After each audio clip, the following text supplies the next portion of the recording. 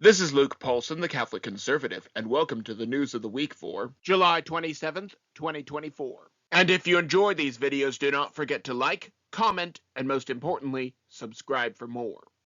Secret Service was asleep. As you may know, I also make a weekly video discussing and debunking the political cartoons of the week. If you watch it, you will see this well-edited introduction.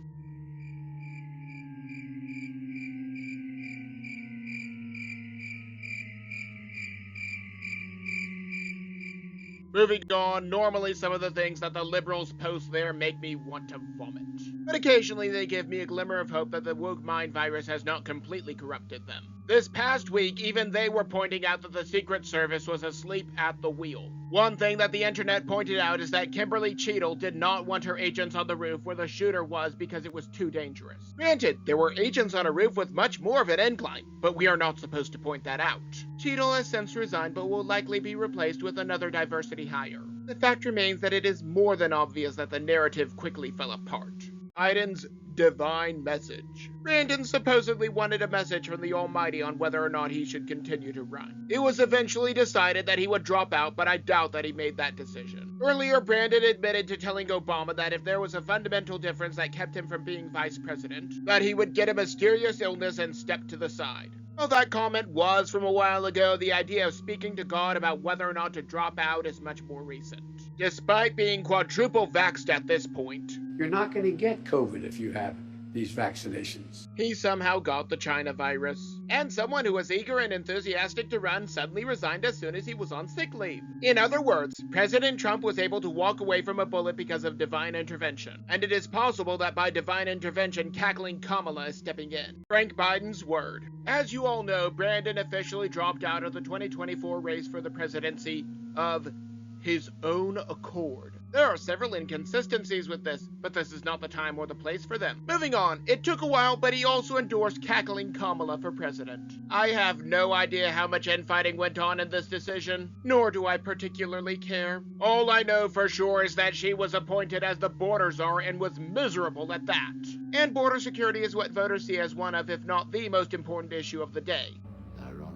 Now back to Brandon. His brother Frank noted that he was glad that his brother was stepping down to spend whatever time that they had left with him. When asked if his mental decline was a factor, Frank Biden said that it was. Just as the Democrats want to rebrand with Cackling Kamala, John Deere is trying to reinvent itself. Deere Ads.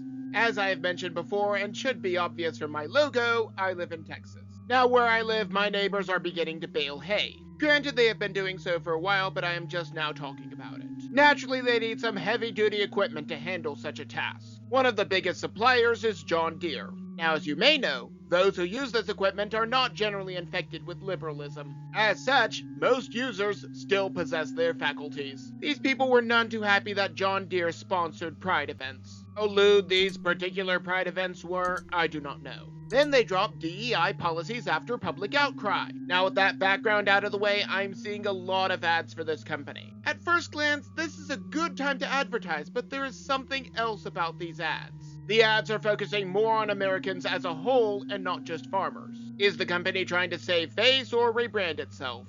Only Poppins would know. Either way, let us look at some companies that are changing in response to the virus of liberalism, rather than succumbing to it. All My Xes Moved to Texas.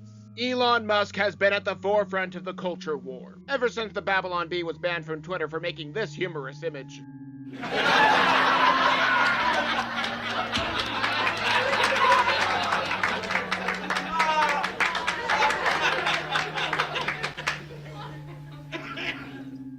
Then a long series of events transpired and he got control of Twitter and rebranded it as X for some reason. Although it might be a sad attempt to connect it to SpaceX. But what do I know? Moving on, as a result of a new California law, Musk is moving X and SpaceX to the wasteland that is Austin. Naturally, some commentators are saying that he is leaving California for Austin. However, as a Texan, I request that you not judge us by Austin, where you will never find a more wretched hive of scum and villainy. What caused Musk to want to move down here? There is a new law that was passed in California. Under this new law, teachers do not have to tell parents that their children want to transition. In other words, parental rights have gone the way of the dodo. All of that tax revenue and all of those business contracts will be benefiting the Lone Star State. California is a lost cause. Their government even wanted to give out reparations to slaves that the state never had. If you want to leave California, be my guest.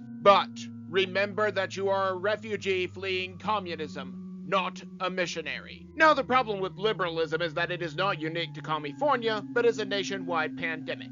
Gender imagination is in trouble. These surgeries make a lot of money.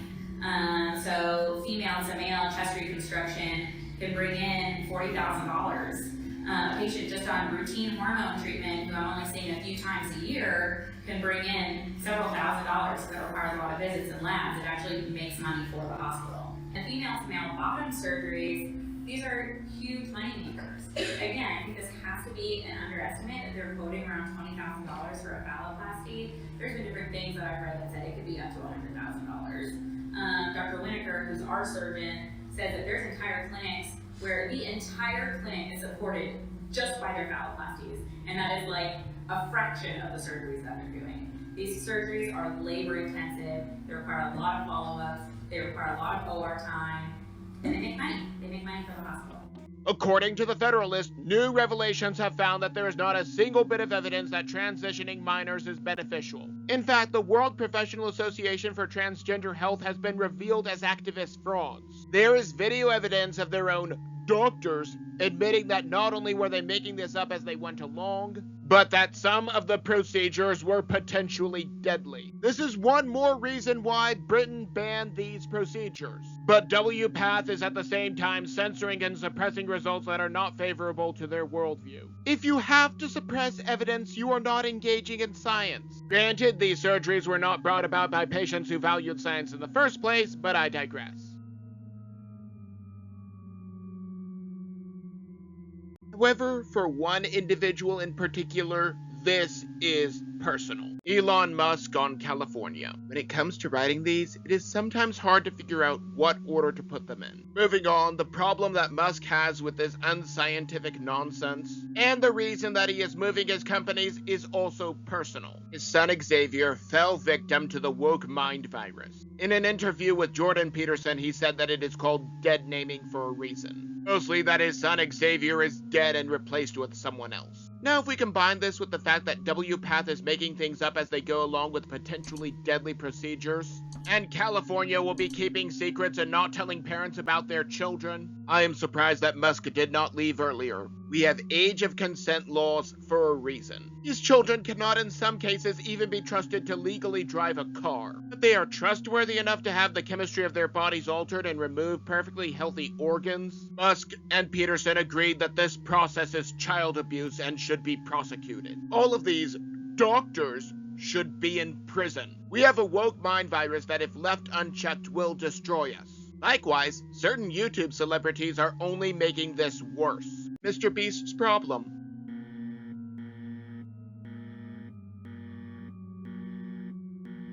Mr. Beast specializes in carnal acts of mercy and making engaging content at the same time. It is his friend and now former partner, Chris Tyson, that is the problem. Chris Tyson has been accused of targeting minors and has even deleted everything from his account.